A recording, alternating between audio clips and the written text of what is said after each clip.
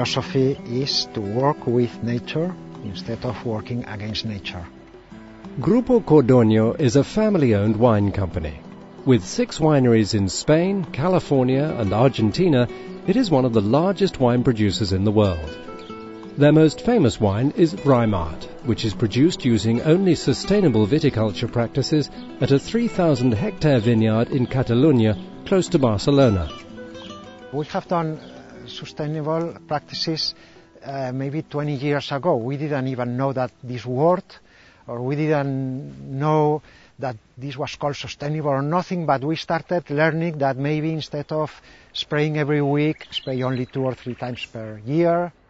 At the beginning, when you stop doing something, like applying insecticides or hunting, you feel that you are creating a new imbalance.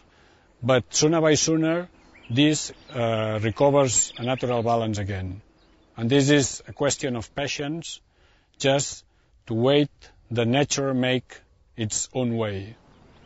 Today, the vineyard has created a certified sustainable model that uses an absolute minimum of pesticides, insecticides, compost and water. To do a sustainable viticulture, it's necessary to apply the exact input, let's say water, fertilization or even pest control, to each specific area. To do so, we need a very good monitoring to know where is the problem and how big is the problem. We need something that is specific, only treat that specific zone that has the problem. And the consequence of all that will be more biodiverse environment, and at the end, a natural balance that self-regulate the whole thing. Monitoring is one of the most important tools for controlling the health of the vineyard. The farm uses modern technology, such as a GPS system, when, for example, adding compost to the vineyards. Here we have a map where we have identified some weak zones that we know that are less fertile than it should be.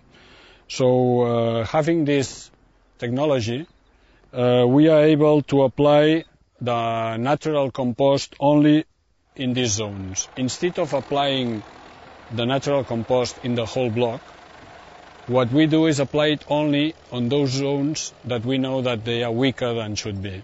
Yeah, the machine will start from here, from the road. We'll move on applying the compost, and when it reaches this point, the GPS will tell it to stop the machine, so we'll stop, and once again, when it reaches this zone, we'll start on the machine and continues applying the compost. And going up and down, it will apply the compost only in the right place. Producing wine based on sustainable practices, making use of a rich and diverse variety of microorganisms, insects, plants and animals, has proved to be beneficial on many levels. Since we apply this concept of sustainability and integrated production, we have noticed benefits in many directions. We have noticed that we have more biodiversity in our vineyards. We have noticed that we apply less labor because we only apply those inputs that are strictly necessary, and this is because our monitoring has been improved. We have reduced cost, all kind of benefits that they are not only economic ones. We have improved the quality of the wines. So it's the only way. No, there is no other direction to go if we want to have a future.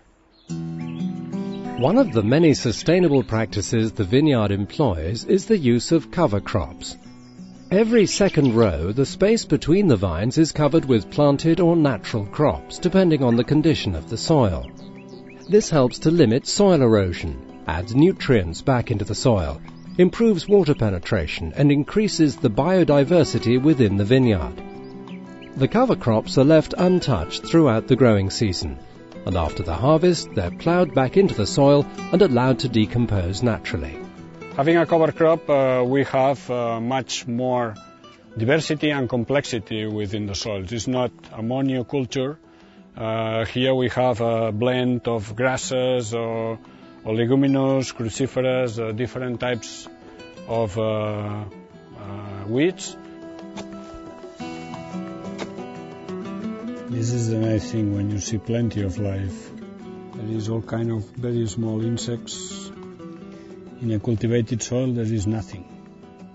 See all the roots here? This is nice. These nodes here, this is a symbiosis of bacteria that together with the plant it fixes the nitrogen naturally. So in many of these fields you don't need to apply any nitrogen for years. Yeah, look here, there is a Amelia pot. And these are all what we see is the big ones, but there is thousands of small bacteria and microbes and everything. The Rijmaart winery does not permit hunting on its property, protecting the larger animals that live there. Before this no-hunting policy was implemented, starlings would damage the vines and grapes, adversely affecting wine production. One of the interesting effects we have noticed having this focus on environmental respect is, for example, when some years ago we had a big problem with the starlings, and lately we don't have that because we left all the rabbits and all the quails and all those animals not allowing the hunting. We have noticed that there is more presence of foxes or eagles, and they have scared the starlings, and we don't have them anymore. So we have solved that problem without using any kind of commercial product to avoid them. The vineyard approaches viticulture as a process of continual improvement. It's a model where the vineyard and the natural environment are part of the same system. The sustainable viticulture practices have turned out to be beneficial for the quality of the wine, the economy, the environment, and the biodiversity of the area. In the last 5 years, we have seen a big improvement in the environment, biodiversity, in all ways. Every year we learn something, and the idea now is that we try to do less. The less we touch, the better everything works. If you cannot touch something, not kill a weed, everything works much better.